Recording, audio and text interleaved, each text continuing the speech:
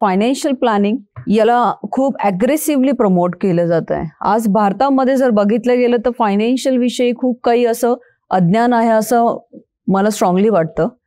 तर ओव्हरऑल या financial illiteracy विषयी आणि लोकांच्या बिहेवियर विषयी बराचसा तुमचा अनुभव आहे. तर मला एक गोष्ट तुमच्याकडून जाणून घ्यायची की एकंदरीत या प्रवासाची जर्नी तुमची सुरुवात कशी झाली? म्हणजे 2010 जुलैमध्ये प्रॅक्टिस सुरुवात केलेली आणि या प्रॅक्टिसच्या सुरुवातीच्या काळामध्ये फायनान्शियल लिटरसी आणि फायनान्शियल मॅनेजमेंट हे लोकांना प्रोव्हाइड करणं अत्यंत चॅलेंजिंग होतं. आणि हे प्रोव्हाइड का करणं गरजेचं होतं की अंडरस्टँड करा की गेल्या कदाचित तुम्ही 15-20 वर्षापासून जॉब करताय आणि त्याआधी तुम्ही 15 ते 18 वर्ष एज्युकेशन सिस्टीममधून तुमचा जॉब मिळवण्यासाठी एफर्ट्स केलेले आहेत. तो हा ह्यूज टाईम आहे. तर या ह्यूज टाईममध्ये ना लोक शिक्षण घेतात, युनिव्हर्सिटीची डिग्री त्यांच्याकडे असते, त्यानंतर जॉब करतात. जॉब केल्यानंतर ते कॉर्पोरेट जॉबमध्ये त्यांचे जे ड्रीम, होम, गाडी, वेकेशन्स या सर्व गोष्टी ज्या पर्सनल आणि लाईफस्टाईलच्या रिलेटेड असतात त्या सर्व गोष्टींचा उपभोग घेतात. पण त्यानंतर त्यांच्या लाईफमध्ये ड्रीम नसतं, इन्व्हेस्टमेंटसाठी त्यांच्याकडे असं सॉलिड स्पेसिफिक काही पर्पज नसतं. तर या जर्नीची सुरुवात याच अनुषंगाने झाली की याआधी माझ्या करिअरची सुरुवात झाली की मी banking, finance, non banking financial company, private bank, sectoral bank, even मी कॉर्पोरेट बँकमध्ये पण जॉब केलेलं. कॉस्मॉस बँकेसारखी बँक याच्यामध्ये पण मी जॉब करत होतो. ICICI बँकेमध्ये जॉब करत होतो. इन्शुरन्स सेक्टरमध्ये, रिअल इस्टेट सेक्टरमध्ये पण जॉब केले. पण या जर्नीमध्ये ज्या वेळेस मी या फायनान्शियल सेक्टरमध्ये जॉब करत होतो तर माझं financial knowledge, personal finance regarding तितकंसं नव्हतं. पैसे कमवण्याची स्ट्रॅटेजी माहिती होती, टॅक्टिक्स माहिती होतं.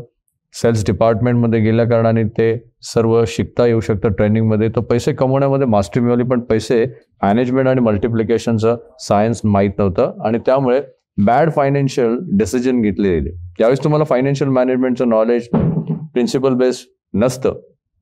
तर त्यावेळेस स्पेसिफिक काय होतं माहिती आहे का की तुम्ही बॅड फायनान्शियल डिसिजन इतरांच्या सांगण्याहून घेता, जे 99% कल्चर लेवल लोक असतात, ज्या गोष्टी करतात त्या सर्व गोष्टी करतात. तर या जर्नीमध्ये मी पण तसंच केलेलं की 99% लोक जे फायनान्शियल डिसिजन घेत होते त्यांना बघून, त्यांना ऐकून मी माझे फायनान्शियल डिसिजन घेतले. पण या डिसिजनने इम्पॅक्ट असं झालं की खूप बॅड फायनान्शियल डिसिजन घेतले आणि बॅड फायनान्शियल डिसिजनचा इम्पॅक्ट ओव्हरऑल फायनान्शियल लाईफवरती पडला. लोन्स, लायबिलिटीज वाढले, क्रेडिट कार्ड आउटस्टँडिंग फार होते. 7-8 क्रेडिट कार्डचं आउटस्टँडिंग होते ॲट अ टाइम. तो क्रेडिट कार्डचं आउटस्टँडिंग प्रीपेमेंट करणं पण which is very very challenging. तर हा कसरतीचा खेळ होता. त्यामध्ये काय होतं की लाखांमध्ये सॅलरी मिळायची पण लाखाची देणी असायची. त्या सर्व गोष्टीतून बाहेर येण्यासाठी ना खूप मेंटल स्ट्रेस झाला. एज्युकेशन वाढवलं, फायनान्शियल लिटरसी करणे अशी स्टेज होती की कोणी तुम्हाला हेल्प नाही करणार. त्या स्टेजमध्ये तुम्हाला फायनान्शियल लिटरसी वाढवणं महत्त्वाचं आहे. तसं मला कळत नकळत म्हणतो ना की मला डेस्परेटली त्याच्यातून बाहेर यायचं होतं. आणि मग या सर्व गोष्टींसाठी मी माझं वाचन सुरू केलं. काही ऑनलाईन वर्कशॉप केले. काही वर्कशॉप आपले जे होते हे ऑनलाईन, हे त्यावेळेस भारतामध्ये होत नव्हते, भारताच्या बाहेर होत होते. असं एक वर्कशॉप केलं. काही फिजिकल वर्कशॉप अटेंड केले आणि सर्व गोष्टीतून असं कॉन्फिडन्स आलं की याच्यातून आपण बाहेर येऊ शकतो आणि बाहेर येणं फार गरजेचं आहे. तर ती सुरुवात तशी झाली की याच्यातून बाहेर आलो. बाहेर आल्यानंतर रिअलाइज झालं की हे एकंदरीत जे काही आपण या ट्रॅपमध्ये शिकलेलं, लर्न केलेलं आहे, टेक्निक्स लर्न केल्यात, या जगामध्ये इतर लोकांकडे नाही आहेत. कारण 99% लोक अजूनही तसंच जगतात. तर या टेक्निक्स लर्न केल्यानंतर वाटत होतं की आपण ही फायनान्शियल कोचिंग वगैरे करायला पाहिजे.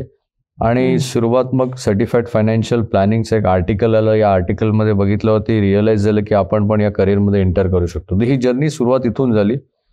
पण गोष्ट तिथे थांबली नाही, कारण ती एक्झाम देताना, क्रॅक करताना फार सारे टेक्निकल क्वेश्चन्स होते. मॅथमॅटिकल वीक असल्या कारणाने त्या टेक्निकल क्वेश्चन्स टफ जात होते. पण तरी ती एक्झाम क्रॅक केली आणि म्हणतो ना की ती एक्झाम क्रॅक केल्यावर असं वाटतं की आता आपल्याला एंटायर वर्ल्ड ओपन आहे आणि आपल्याला सगळेजण फीज देणार. पण तसं नव्हतं आयडियली.